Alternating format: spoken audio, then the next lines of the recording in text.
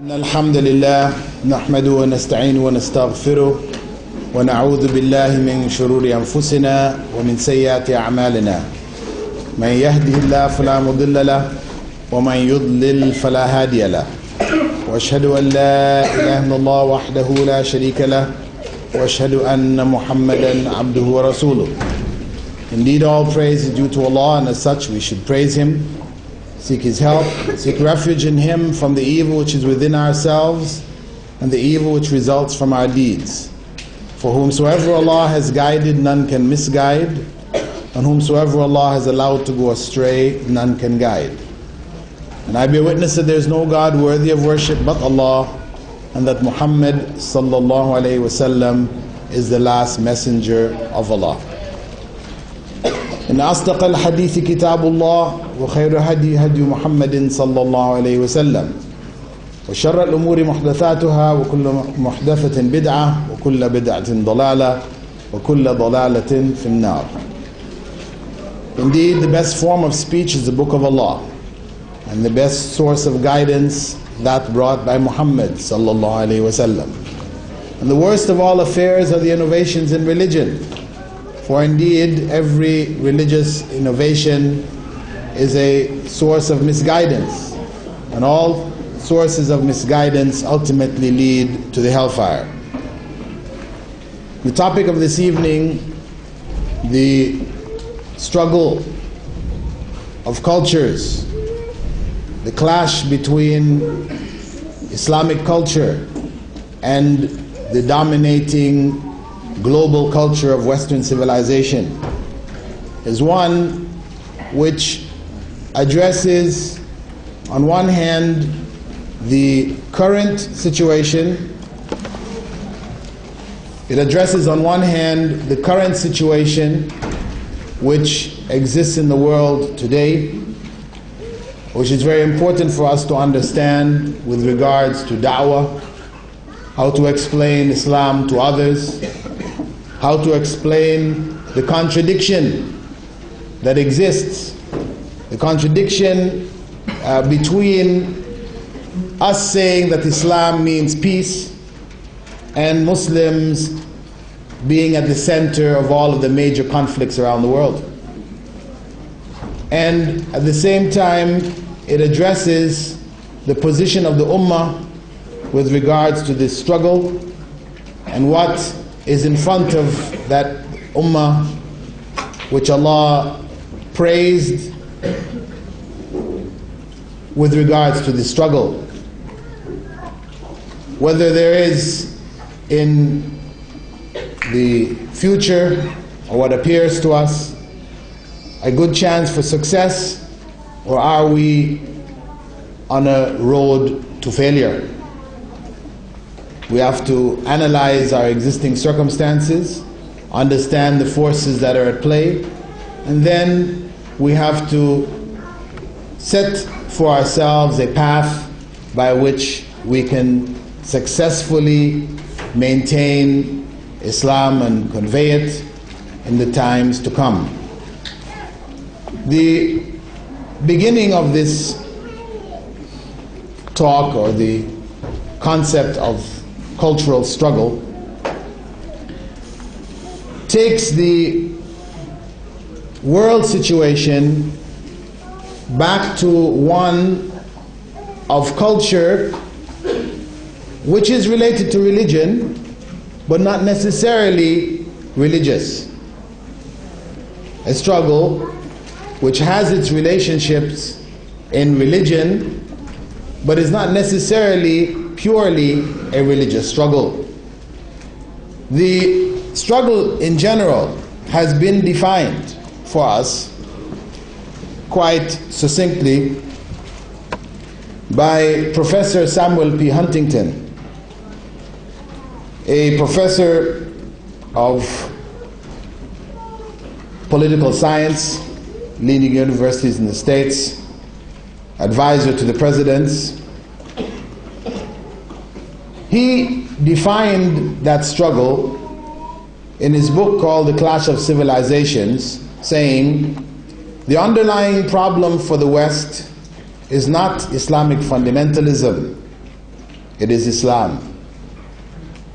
A different civilization whose people are convinced of the superiority of their culture and are obsessed with the inferiority of their power.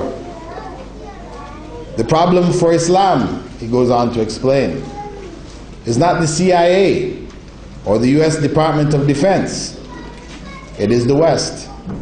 A different civilization whose people are convinced of the universality of their culture and believe that their superior, if declining power, imposes on them the obligation to impose that culture throughout the world.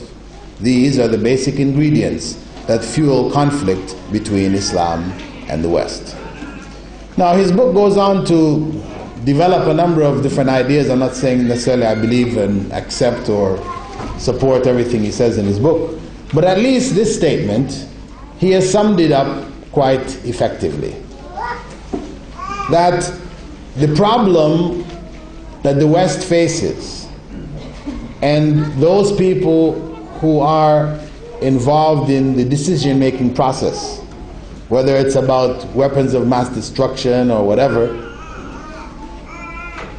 these people are well aware of these issues.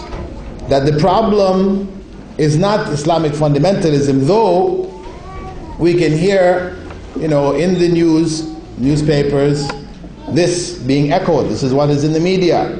For example, there was a statement in the New York Times which stated that Muslim fundamentalism is fast becoming the chief threat to global peace and security, as well as the cause of national and local disturbance through terrorism. It is akin to the menace posed by Nazism and fascism in the 1930s and then by communism in the 50s. Actually, this was written, New York Times, in 1993, 11 years ago. That was their perspective. However, Samuel P. Huntington says this is not the problem. The problem doesn't lie in fundamentalism. I mean, that may be an element that the West has to deal with, but the fundamental problem is with Islam itself. A civilization that has its own cultural outlook, a world outlook, which is fundamentally in conflict with the Western world outlook. And I'm not necessarily one who is calling for world wars, Armageddon, and all these other things, but I'm just saying that there are some elements here that we have to be aware of. And when Allah subhanahu wa ta'ala said regarding the people who were burnt in the trench in Surah Al-Buruj, وَمَا نَقَمُوا مِنْهُمْ إِلَّا أَن يُؤْمِنُوا بِاللَّهِ الْعَزِيزِ الْحَمِيدِ, that they were killed only because of their belief. That ultimately, when it comes to Muslims, what is happening to them internationally relates back to their belief system. That their belief system is not a changeable belief system, not one which may be modified. So though, for example, from the Western perspective, they like to deal with moderate Muslims, liberal Muslims. And a moderate and a liberal Muslim is one who may take a drink once in a while. Pork is not a big thing, but he's a Muslim or she's a Muslim. They pray sometimes. But any kind of a Muslim who says, well, no, I have to pray 5 times a day, he's a fanatic. I don't shake the hands of women, he's extremist. I don't drink alcohol, he is intolerant. All these types of epithets that we find put on a person who just wants to practice basic Islam. Judaism has gone the way of liberal reform Jews, etc. But Islam has never tolerated that. Though we've had movements from the early part of the 20th century which tried to develop a kind of reformist approach in Egypt, Turkey, elsewhere. The reformist approach to Islam, make Islam modern, make it fit in with modern times, fit in with Western civilization. But this has never succeeded.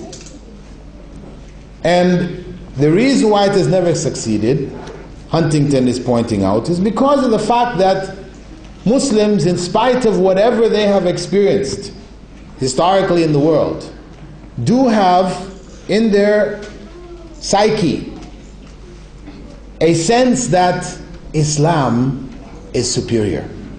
Allahu Akbar. It's there in our adhan every day. Allahu Akbar. We keep hearing it time and time. Islam is superior. Allahu Akbar. And that can't be taken out of the psyche of Muslims. So no matter how long we find Muslims subjugated. Look at Chechnya. And what happened to the Chechens? How their country was absorbed into the Russian Empire. Their people sent to Siberia. Half their population died in transporting them across Russia into Siberia. Yet they came back and are a major thorn in the side of Russia today. And they're calling for Islam, establishing Islam. After all those years of communist indoctrination, communist rule, etc., etc. That is the resiliency that Islam has, because of that fundamental concept that Islam is in fact the truth. It is in fact greater and better than anything else. So it's a sense of superiority. And this is what we hear in the West when they're talking about modifying the textbooks in Muslim schools, whether in Pakistan or in Saudi Arabia or in Egypt. These textbooks need to be modified so that people are not feeling that they are superior, that their religion is superior to all of the other religions. You know, they should take the modern world religions approach. You know, as world religions is being taught as a subject, for example, in schools, the basic approach is to show all of the religions teach good. So therefore, one should not feel any kind of special thing about his or her own religion. To do that is to be intolerant, to be bigoted. They have a variety of different names for one who says, well, no, my religion is the best. We should see all the religions and accept all. But that's not what Islam says. What Allah subhanahu wa ta'ala says is, وَمَنْ يَبْتَغِي غَيْرَ الْإِسْلَامِ دِينًا فَلَنْ يُقْبَلَ مِنْهُ. Whoever chooses or wishes another religion besides Islam, it will not be accepted by him. Right? It will not be accepted from him or her. There is only one way. There is only one religion. And that is a fundamental principle which, no matter what the West tries to do, it cannot change that. You can't change the Quran. Yeah, you might change some Muslims. You might change their governments, might interfere with their educational systems, etc., but you can't change the Quran. 1,400 years have passed and the Quran remains the same. It is not going to be changed. So it is something which is beyond their reach. It is beyond their reach. With regards to Muslims, looking from the other side, we said that the West, for Muslims, though the CIA, the Department of Defense, of course, this is talking about the American military, you know, Iraq is right in front of us, Afghanistan was before that, you know, etc. That this is not the big problem. This is a problem, no doubt. Muslim oil is something which is valued, highly valued, and people will try to find all kinds of excuses to get at it. But this is not the essential problem. The essential problem lies within Western civilization itself and its outlook. its world outlook. And its world outlook is summed up in two principles: secular democracy. And this is what you hear being said time and time again. You know, whenever leaders from the West are speaking, you hear them echoing this thing of our way of life, our democracy, that you know, these countries are opposed, they hate, they are jealous of us, or whatever about our democracy, the great democracy of the West. This is what is continually repeated. And their attitude that it is superior to all other. It is universal.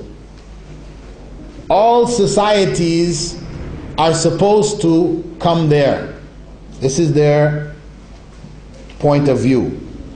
All societies should be democratic and secular, ultimately. Where did they get that from? What is the source of that arrogance? What is the evidence that they teach in schools, in universities, in their institutions? You hear echoed time and time again. What is the basis for that? Tell me.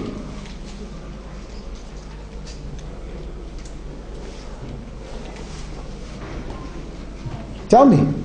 I'm asking you. Mental reasoning. Mental reasoning. Well, no doubt they do some mental reasoning, but there is something at the bottom of it, which was the seed of which was laid by an individual from the UK who traveled on a ship called the Beagle. What's his name? Darwin. Yes, this is what's at the bottom of it. Darwin, Darwinian theory, survival of the fittest. You know, this is what's at the bottom of it.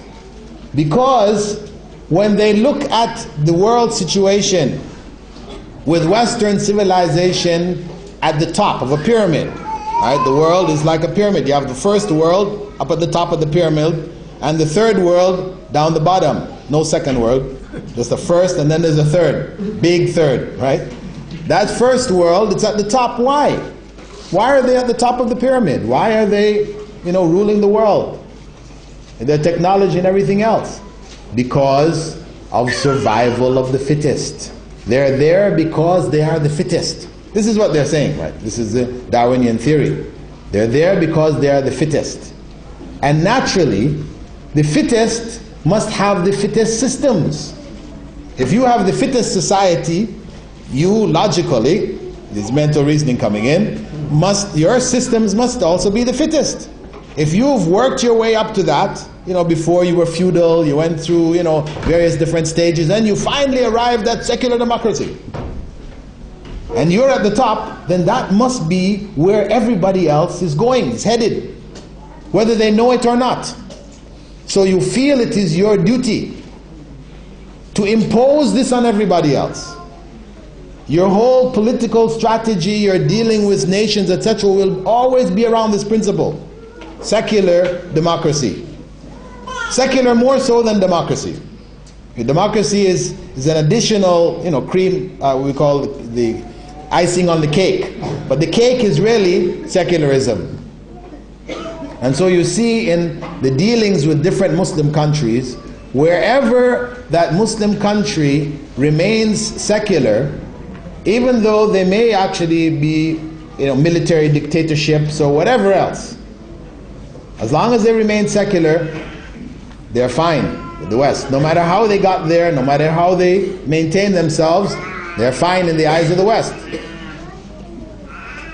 Secularism, that is again removing religion from politics, from the system of the society. Remove it. It should not interfere with schools.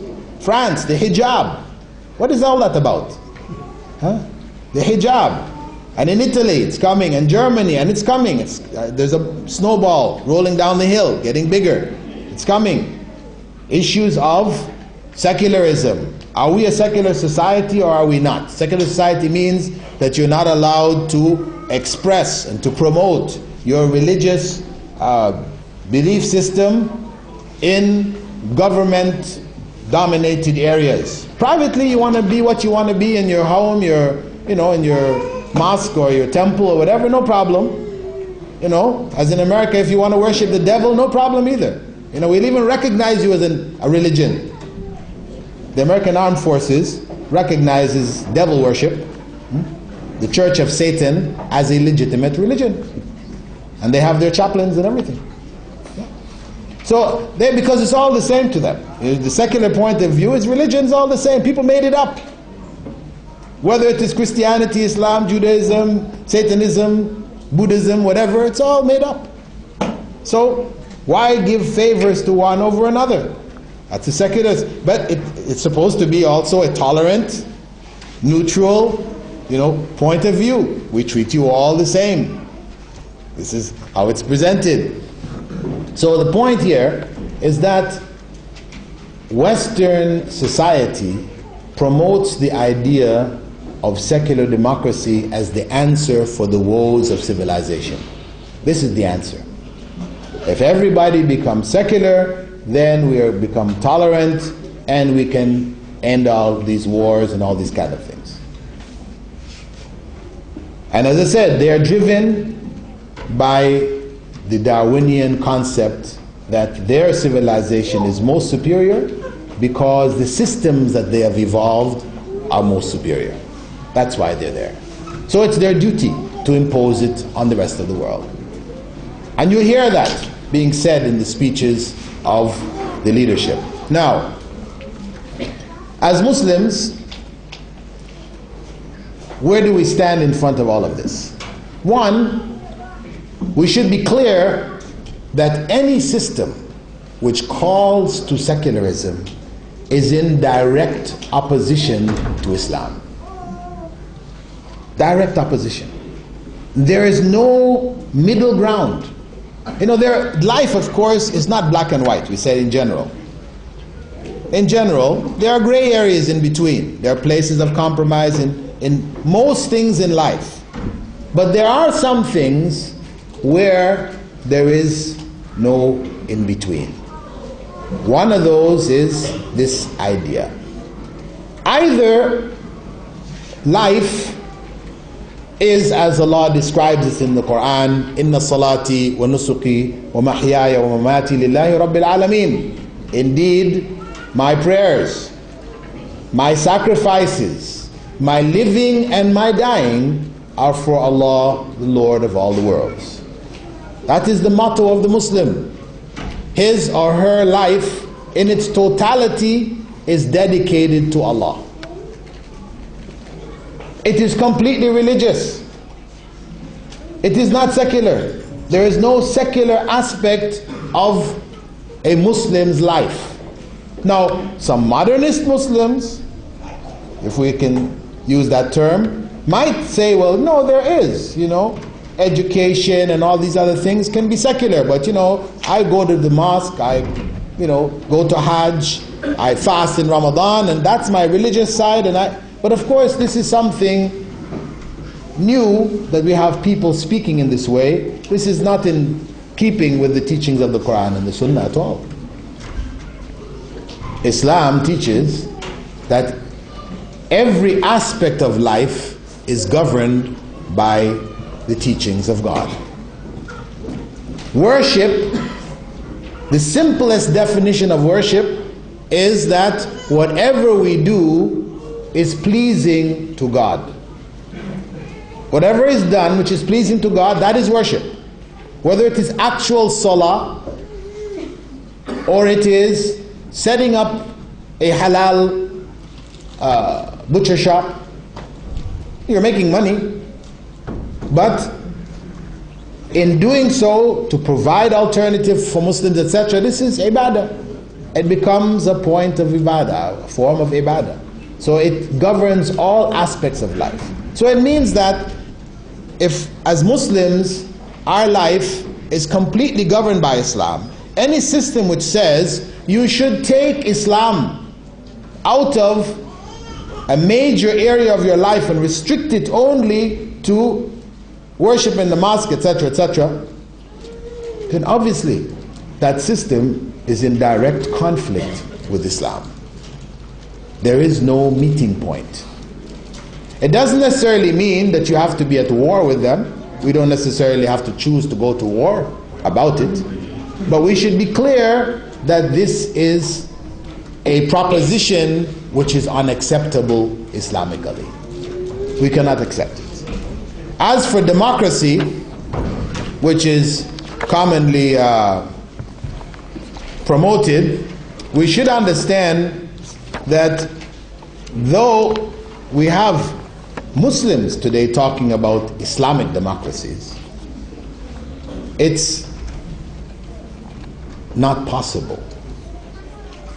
What democracy actually means, unless you are twisting the meaning of democracy to mean something else, right? Democracy means the rule of the people. That's what it basically means, rule of the people. It was proposed by whom? Who proposed democracy first in history? The Greeks in Athens, right? This is before the time of Christ. The Greeks had proposed this, democracy, rule of the people. You know, Greek thinkers, the philosophers, or, you know, all their reflections, etc., they came to the idea that yes, people should decide. We shouldn't have just an individual who's making all the decisions. It should be decided by the people of the society. Sounds beautiful. But did it work in Athens? Is that what happened in Athens? The rule of the people? Well, they did have a rule taking place. They had votes. Decisions were made. But if we look at Greek society, the demographics of Greek society, the majority of Greeks, or people in Greek society, were slaves. The majority of the society were slaves. Slaves had no vote. So that is 55% of your society, 60%, no vote. So when we're talking about rule of the people, we're obviously not talking about the majority of the people. After that, you have the society divided between men and women. Women being, of course, again, more than men. And women didn't have a vote. So where did we end up? 15% of the society, the free males, making the decision for the whole society. That was democracy in practice. Thousands of years ago.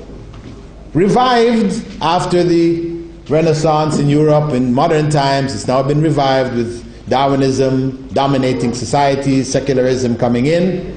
It became the means for the society to decide on right and wrong. Because of course, in your society, if you say religion is taken out, we have laws which determine right and wrong.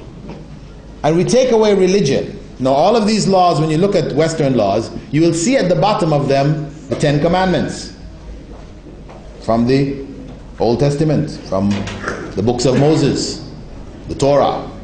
The 10 Commandments were at the base of it. What happened when they decided to become secular, then all of these commandments became challenged. Of course, the first commandment, the Lord your God is one God, it's gone, long time. With Christianity it went. But other issues of that system were systematically changed. Issues like, for example, adultery, fornication, which were sins according to Mosaic law, these were decriminalized. They were not a crime anymore. Taken out. Because the basis of it was the Bible.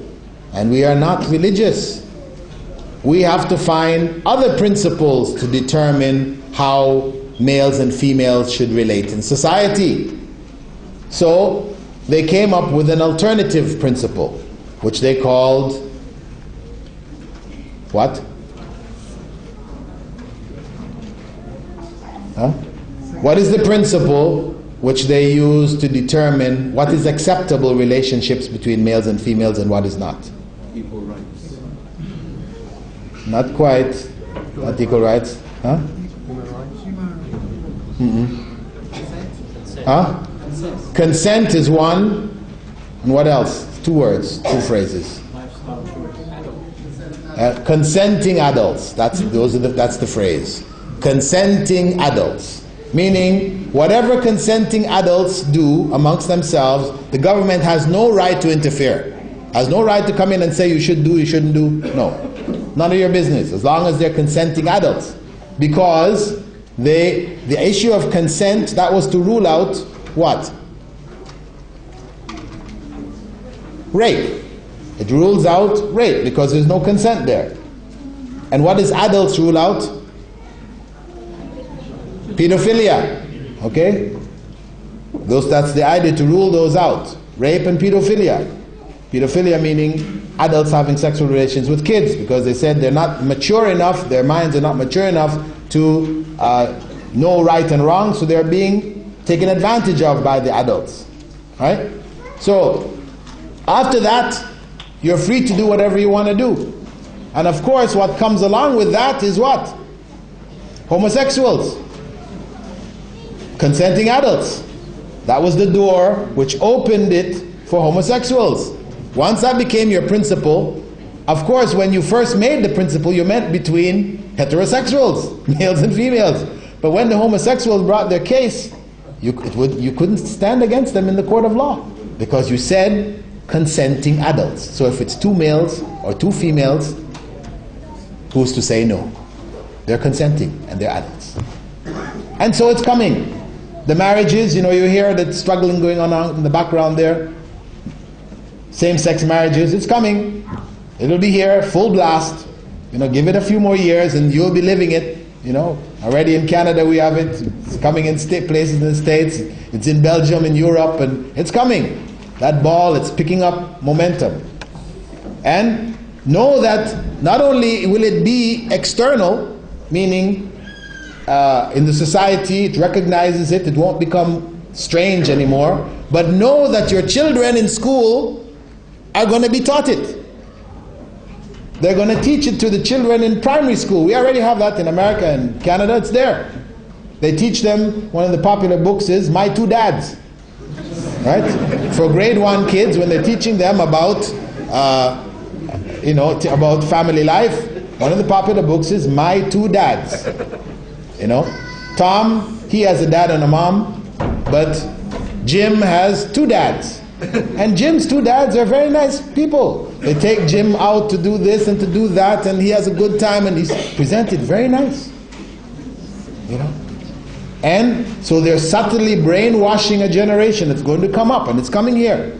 It's going to come up where homosexuality is completely normal. Completely normal. So, that is the consequence of what? Secular democracy. Because how did they get there? They said it was through the democratic way, is we're judging right and wrong by the majority. Right? This is one of the essential principles of democracy. Democracy is built up on a few principles, not just one. The basic principle is equality, they say, which is nice, and Islam is not opposed to that, equality. The second principle is what they call rational empiricism, meaning that thinking, mental thinking, we can work it out with our minds. We have this intellect, we are able to arrive at what is good for us through our own reasoning. And the third principle is called discussion and consent, where we sit down around a table, we vote, and those that win the vote, they are the people who make or decide what is right and what is wrong. The majority decides. The idea of majority deciding isn't not a bad idea in and of itself, but when you start to deal with the fundamental principles of the society, then you have something very dangerous. So if we go back to the issue of human ability, intellect, able to arrive at right and wrong, a clear example, and I'm sure you can find it in the Magna Carta and other documents of societies here in Europe. In the American Constitution, written in 1787, written by the most enlightened minds of the 18th century, founders, the founding fathers of America, breaking away from the domination of the British rule, the Crown. They wrote in Article 1, Section 2, which is called the 3/5 Compromise. The 3/5 Compromise, they wrote there that black men would be considered or counted as 3/5 of a white man. Okay? This is the American Constitution. That black men, non-whites, would be considered as 3/5 of a white man. This was what they worked out to deal with voting and slaves, because they said, okay, look, you know, people who are discussing this matter, these are all white men, obviously. There was no black man involved in that, right? So all the white men, when they sat around, they were discussing this thing, you know. Well, we know that some of us have slaves and some of us don't. You have 100 slaves, I have 2. Should my vote be the same as yours? You see, this is where the rationale came in. So in order to give value to the person who had more slaves, they had to give some value to the slaves.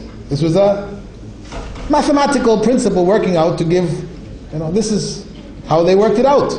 So the one who had more slaves, his vote had more value than the one who had less. So they came up with this formula.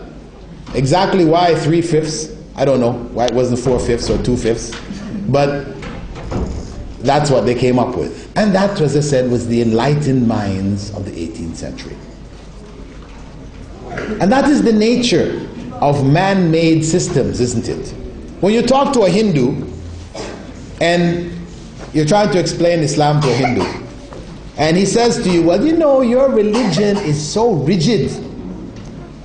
Our religion is open. We can accept new ideas, we can change with the times, and, you know, we can improve our situation, and so on and so on. This is usually the argument here.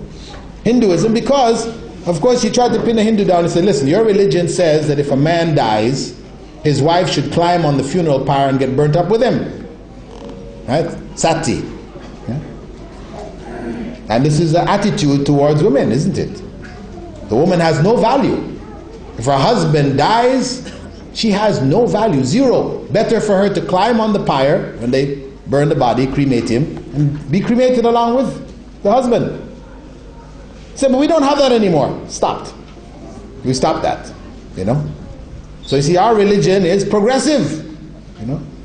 Before, they used to have what they call devadasas. In the temples, they had what you could call really temple prostitutes, who people going to worship at the temples would have access to paying money to benefit the temple. Well, this was stopped also within the last century. So we cut that stuff out, you know. We're more modern today. Right? So they feel that that is a sign of progress and flexibility of religion and all these kind of things, whereas us Muslims, rigid. Same principles you had 1,400 years ago, you want to try to apply it today. But the reality is that, yes, if it's from God, it's not supposed to be changing. If sati was good, if it was from God, it shouldn't be good then and not good anymore. Right? This is not religion. As people change in their attitudes, the religion changes along with them. This is not religion of God. This is the religion of men, of human beings. That is the nature of that religion. They always have to change it, because whenever they make up something, a human being makes up something, there's always something wrong with it. we as human beings cannot make the perfect system. So we'll always have to make changes. That is necessity. And that is human religion, human systems, etc. The divine system is unchangeable. And that's what's in the conflict, isn't it? So if we have secular democracy on one hand, which says we have to change, get religion out of the picture, etc., and then you have on the other hand religion, which says it must govern all walks of life, it is unchangeable, etc., then you have two uncompromising principles. There's no middle ground between the two. If Islam changes any, or Muslims change any of their principles to suit Western global culture, they are in fact abandoning aspects of Islam. It's no longer Islam anymore. So this is at the crux of the struggle. But now, if we look at our situation today as Muslims, where do we stand with regards to all of this? Reality is that theoretically this struggle exists. It exists because the Quran is unchanged, because the Sunnah has been preserved, and because Muslim scholarship remains, looking after, caretaking this body of knowledge. But in the society, we have to say that we have been dominated. Western civilization now dominates most of the Muslim world. Its culture has become our culture. Its values have become the values of Muslims in many cases, many circumstances. So why is that? Why have they succeeded in doing that in spite of the fact that Islam remains accessible in its purity? Because of the fact that Muslims as a whole have left Islam. This is the bottom line. Our biggest problem is not winning the war in Iraq, or getting back Palestine, or freeing, liberating Chechnya, or taking back Kashmir. This is not our biggest problem. Our biggest problem is getting back to Islam. Because in all of these different areas, if you listen to the state of Muslims, it is pathetic. Muslims today are dominated in their own societies by the cultural traditions which they have inherited from the previous generations, which have nothing to do with Islam. So we find, for example, so many things that are attributed to Muslims which we know, or we might not know, have nothing to do with Islam.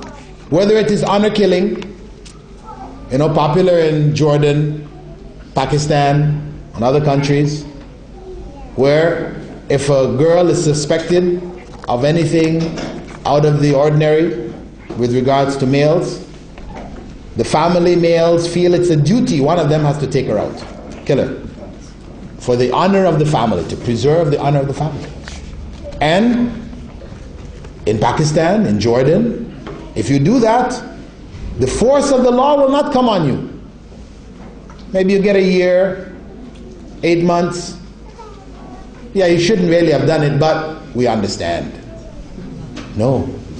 Is that Sharia? Does Sharia understand? No. There's no understanding here. It's murder. Female genital mutilation. Popular in Egypt, Sudan, some parts of Somalia, Kenya, Uganda, attributed to Muslims, cutting up the parts, private parts of their women. Is that from Islam? Is what Islam calls to? Or a variety of other acts. A variety of other acts which the media focuses on to paint the worst images of Muslims. These are coming from, in most cases, our traditions. Tribal practices which were not modified by Islam but kept being handed down. So we have to clear all of that up. We have to clean it up before we can stand with Islam to meet the challenge of the global Western culture. As the Prophet ﷺ had said in a well-known hadith which sums up our situation today, إِذَا تَبَايَعْتُمْ بِالْعَيْنَةِ, if you begin to trade in interest, calling it by other names, وَأَخَذْتُمْ أَذْنَابَ الْبَقَرِ وَرَضِيتُمْ بِالزَّرْعِ, and you are clutching on to the tails of cows and you are enamored by cultivation. In other words, the dunya, the prized things of the dunya, this is your obsession. You're obsessed with the dunya. وَتَرَكْتُمُ الْجِهَادَ فِي سَبِيلِ اللَّهِ, and you have abandoned jihad for the sake of Allah. You're doing other things. You might call it jihad, but it's not for the sake of Allah. It's for other purposes. You want to set up a secular Islamic democratic state or whatever. It's not about establishing Allah's word. Your jihad is for something else, personal, not following the principles of the Sharia, the way of the Prophet ﷺ, etc. Sallallahu alaykum dhulla, Allah will put over you humiliation. He'll put it on top of you. Sallallahu alaykum dhulla. La yanzi'u ankum hatta tarji'u ila dinikum. And He will not remove it until you return to your religion. That is the bottom line. Until we return to Islam, the humiliation, the degradation that Muslims face throughout the world today will not change. We will not be able to change that situation militarily or economically. The only way is Islamically. For us to know what Islam is, clean it up, clean up Muslim practices, get it back to Islam, and that then becomes a basis for the unification of the ummah, because we're supposed to be one ummah. Right? This is what Allah describes us as, ummatan wahida. One ummah. How can we become one ummah when we have all this cultural baggage, where we cannot marry our daughters to somebody else because they don't belong to the same nation, the same tribe, or even the same caste? You know, we actually have castes. We hear different parts of the Muslim world, you know, we have castes. People are actually talking about, I'm Sayyid, Chowdhury, you know, different names like this they use. It means caste. It means you're not one of these, then you can't marry him. Clans, tribes, all this. How can we be one ummah with all of these things dividing us on such a basic level? So the only solution is for us to go back to the deen. It is a process of education, knowing Islam. And this is where our focus should be. When we look at our situation here in the UK, our focus should be on the education of the generation that we are raising here in this country, that we educate them properly Islamically. They will have academic tools to deal with the life in this part of the world, and at the same time have a consciousness of Islam, be aware of their duty in life, that there is a mission and a purpose to life, and not just acquiring as much material benefits as we can. Because in materialism, there is ultimately no success.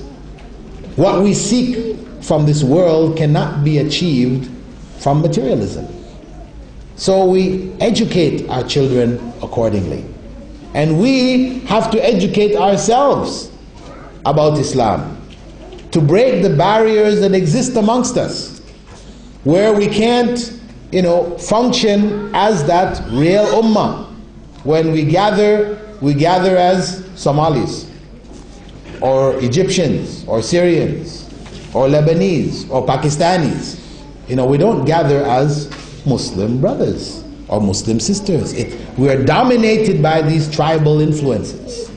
We have to make a step ourselves as adults, raising our children here. We have to show them the example of coming together on the basis of Iman. Be with the believers. Invite. Whenever you invite, of course, yeah, there's a tendency to want to invite family, people who speak the same language as you, but make sure every time you have a gathering, every time you invite people, invite some people from the other groups, from the other people.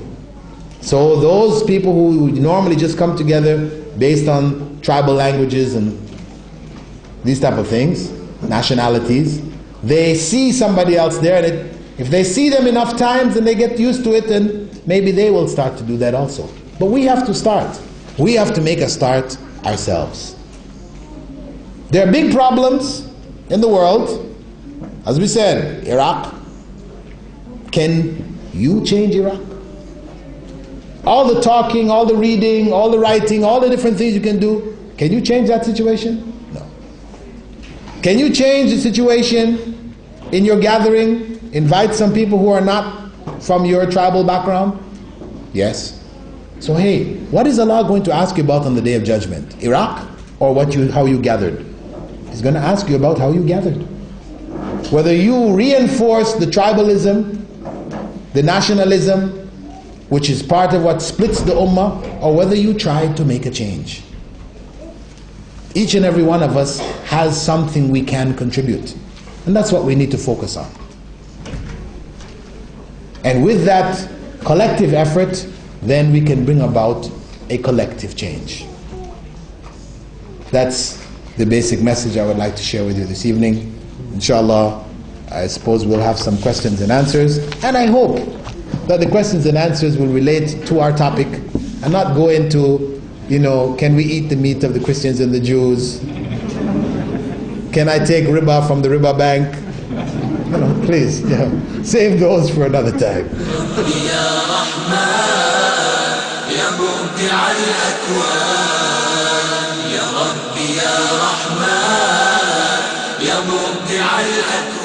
The question again, how should a Muslim living in a non-Muslim country go about cooperating with the secular laws such as that of Britain in insurance and mortgage? Well, you try to avoid any of the secular laws which go against Islamic teachings. That is your responsibility. What you are unable to get around, they require certain things like insurance for cars and things like this to be able to use it. You need to use these particular items. Then you do it to the minimum of what is required. You do the minimum of whatever is required. And you should think in terms of developing alternative institutions where you can have what may be called Islamic insurance. So you can provide a service to the Muslim community with regards to insuring different properties and things like this. Because there are Islamic systems that can be put in place which can handle the concept of insurance, not as it's done in the West, but from an Islamic perspective. There is a way to deal with it. What they call it takaful al-ijtimai, so and so, like this. So we should, on one hand, try to minimize what we're doing, dealing with the system where we're doing things which are against Islamic teachings. Secondly, we have to try to find alternatives. Thirdly, we have to try to live together, to live in areas where we can support each other, where our finances circulate amongst ourselves as much as possible. It's very important. Like, for example, East London, where they've built a huge centre now that can have so many different people. Actually, those of you that are living in areas by yourself, all your neighbors are non-Muslims and all this kind of thing, this is the area that you're living, you should seriously think to move to such areas. Sure, you might take a loss or whatever, selling your house, buying over there, whatever, but that loss, know that it is better for you you're fulfilling the Prophet ﷺ's obligation that is put on us for hijrah. Muslims are supposed to live together. Prophet ﷺ said, "Ana bari'un mimman asha bayna dhahrani al-kuffar." I absolve myself, I'm innocent of anyone who lives amongst the disbelievers. So to live in a situation where all the people around you are non-Muslims, this is haram for a Muslim to live in that circumstance. You should try at least to live in an area where there is a majority Muslims. I'm not saying you necessarily have to pack bags and leave the country. I'm saying in England itself, there are areas like where there's a masjid, so you'll have your moving where you can benefit Islamically, your family can benefit Islamically, etc. So you move for the sake of Allah into such areas. You know, you should seriously think about that, because living on your own, scattered, this is not the way. And when crises happens, like Bigley was just slaughtered on the television, you know, a day ago, if that happens enough times, it hits enough of a nerve here in this country, then they're going to come at you. And the people who are going to suffer the most will be women and children.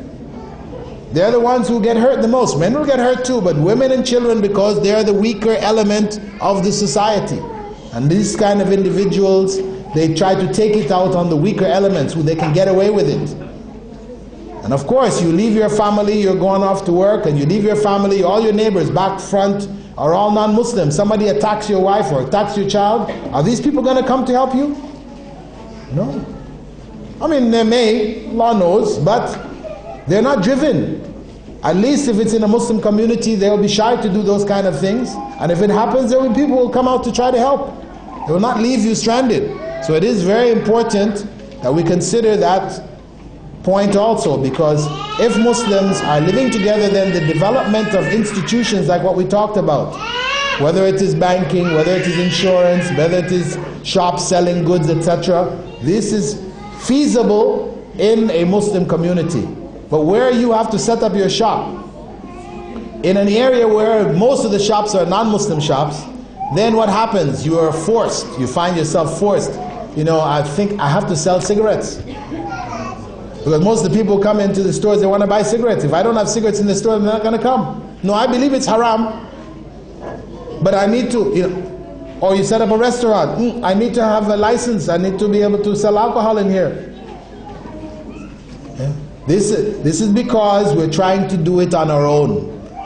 But you put that restaurant, you put that business in the Muslim community, inshallah, the Muslims are going to come to you. If you provide them with a good product, of course. It doesn't mean simply because it's a Muslim business.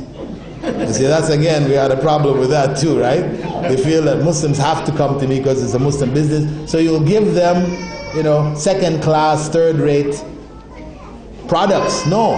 As a Muslim, as the Prophet ﷺ said, "Inna Allah yuhibbu min ahadikum idha amila amalan an yutqina." Allah loves from each and every one of you, if you do something, you do it to the best of your ability. So you give them the best product. The best product. But we have to think in terms of that.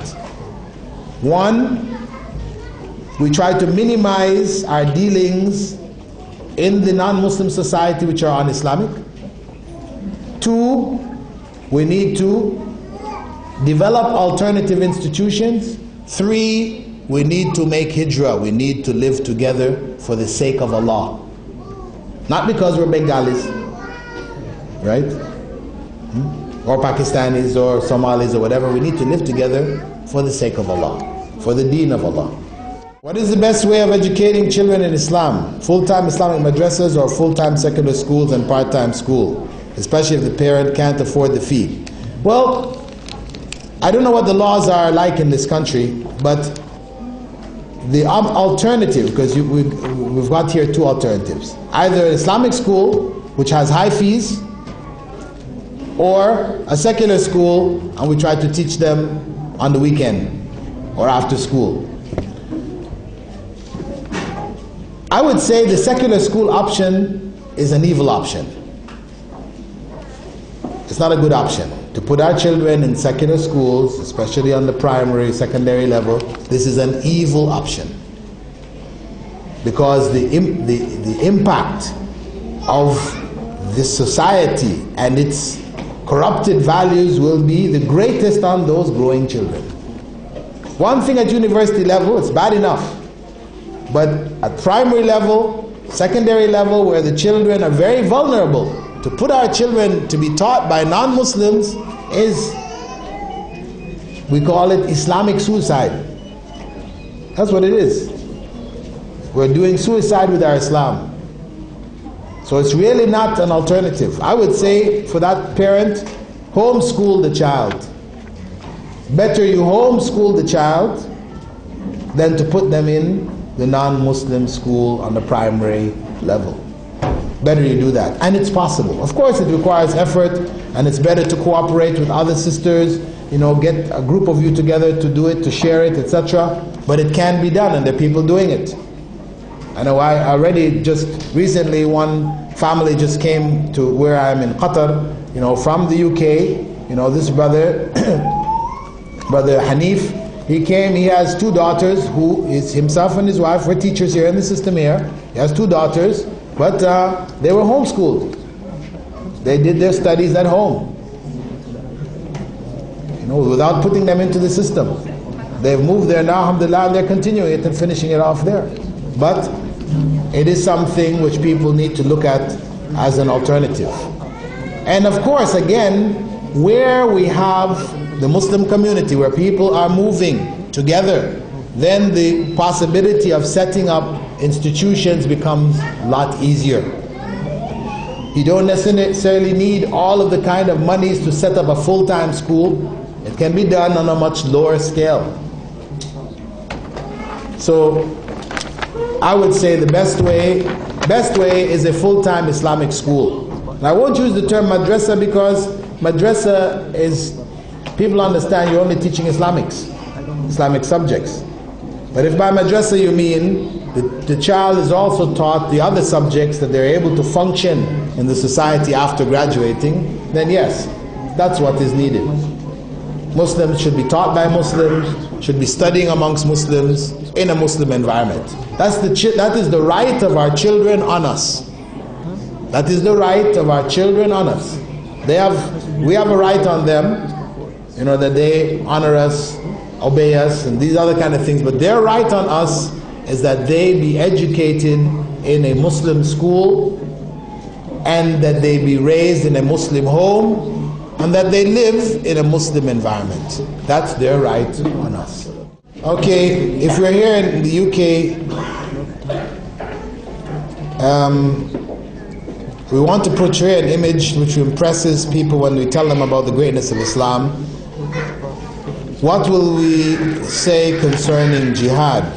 Is jihad only to fight with swords? Well, of course not. Jihad is to struggle against evil in all of its forms. When we explain jihad, we explain that it is a struggle against evil. That is what it fundamentally is. The struggle, because jihad comes from jahada, which means to struggle. It doesn't say exactly what, but it's understood it's a struggle against evil. Struggle against evil, which begins with the individual, extends to his family, to his community, to his society, to the world. So whatever area or level that we are qualified, we have the means to correct in terms of preventing evil, we do so. As the Prophet ﷺ said, whoever amongst you sees evil should stop it with his hands. That is the command for jihad. If he can't stop it with his hands, he speaks out against it. This is part of the command for jihad. Speaking out against it is a form of jihad. So it is important that we portray jihad in its proper context, covering all of the different aspects with regards to human life. Are the Jews controlling the secular society because they control the agencies? Not really. You know, I mean, the Jews play a role. The people who control America, though typically amongst Muslims we tend to think it's the Jews controlling America. But guess what? If we look at the top families of America, what they call the rich and the super rich, they wrote a book about this back in the 60s, called The Rich and the Super Rich. identifying the top families that rule America and the corporations, that multinational corporations. Not one single one of them is Jewish. So the Jews are under that level. They provide services, and as such, that ruling element, who is not Jewish, will do things, you scratch my back, I scratch your back, type of thing. So yes, they will do things that favor them, but when they find, and if they find, that Israel is a liability, they will drop it like a hot potato. Believe. It's only because it has benefits coming back to them in a number of different ways. If it's not beneficial, believe they're not going to hang on to it. They're not going to support it. So, we don't want to blow the Jews out of proportion, where they become, that the super Jew is in control of everything. Anything wrong happens in the world, it's a Jew who did it. It's a Jew behind everything. No, please. This is like people get caught up in the jinn, it's the jinn causing everything. Everything that's lost, the jinn's involved here, No. We have those who are bent on, as I said, the fundamental philosophy, this secular democracy, and it's really secular. The democracy is even just a sham anyway. It's really secularism. These are evil individuals who are not limited to Jews or to any particular group. It is those people who have chosen the material world as their goal, and they will seek to achieve it by any means necessary. Okay, brother's question, those people who have the means to make hijrah, whether it is to another part of Britain or another part of the city where Muslims are concentrated, or it's outside of the country to a Muslim country, a country of Muslims, right?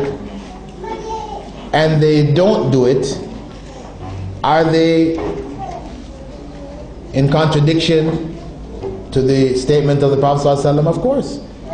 I mean, if you feel comfortable with the idea that the Prophet ﷺ is innocent of you, meaning he's saying, don't expect any help from me on the Day of Judgment. If you're caught in that state, on the Day of Judgment, as Allah said about those people who are caught, who die, and the angels ask them what your state was, and they say, we were oppressed in the land. And what do the angel go on to say? Wasn't Allah's earth expansive and you could make hijrah in it? Was that accepted as an excuse that you were weak? No.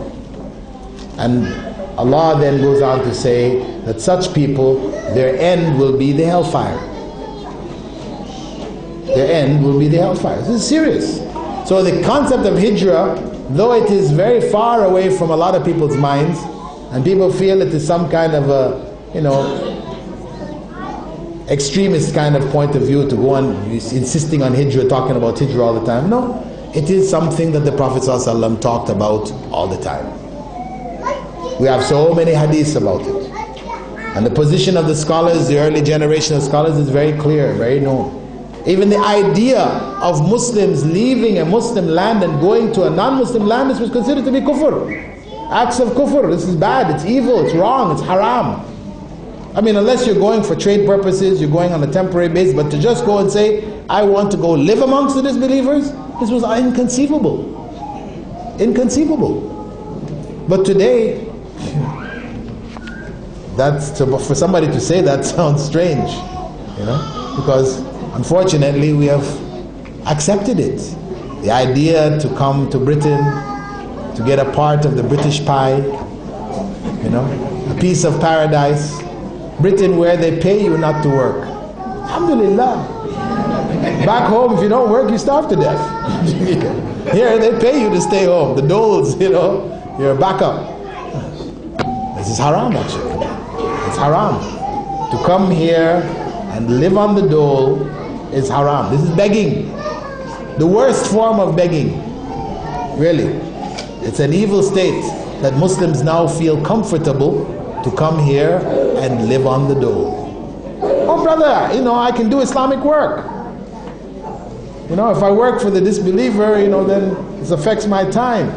But if I live on the dole, then I will be able to do Islamic work. So the non-believer, the kafir, is looking after you, looking after your economics. You're begging him, and he's looking after you so you can do Islamic work. What does that sound like? That the ends justify the means? Is that how we function in Islam? The ends justify the means? No. Haram means gives us haram ends. Inshallah, I think that was the last of our questions. Subhanakallahumma wa bihamdika, nashhadu an la ilaha illa ant, nastaghfiruka wa natubu ilayk.